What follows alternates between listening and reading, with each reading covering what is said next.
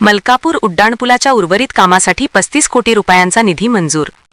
माजी मंत्री आमदार संजय बनसोडे यांची माहिती.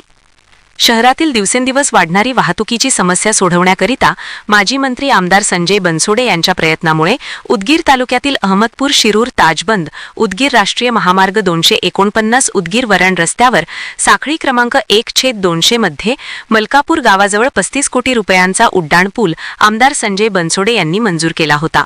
त्या पुलाचे उर्वरित काम करण्यासाठी आणखी 35 कोटी रुपयांचा वाढीव निधीच्या बांधकामास सुधारित प्रशासकीय मान्यता देण्यात आली असल्याची माहिती माजी मंत्री आमदार संजय बनसोडे यांनी दिली आहे. उदगीर शहर हे 3 राज्याच्या सीमेवर असल्याने व या शहराची बाजारपेठ मोठी आहे. शिक्षणासाठी दररोज हजारो विद्यार्थी व दवाखान्यासाठी लाखो नागरिक या शहरात ये-जा करत असतात. त्यामुळे शहरात वाहतूक कोंडी मोठ्या प्रमाणात होत असते. शहरातील वाढती वाहतूक कोंडी लक्षात घेऊन माजी मंत्री आमदार संजय बनसोडे यांनी उदगीर शहराला लागत असलेल्या मलकापूर गावाजवळ तब्बल 70,57,44,524 इतक्या रकमेचा पूल मंजूर करून घेतला होता. त्याच्या सुधारित अंदाजपत्रकास मंजुरी देण्याची बाब शासनाच्या विचाराधीन होती.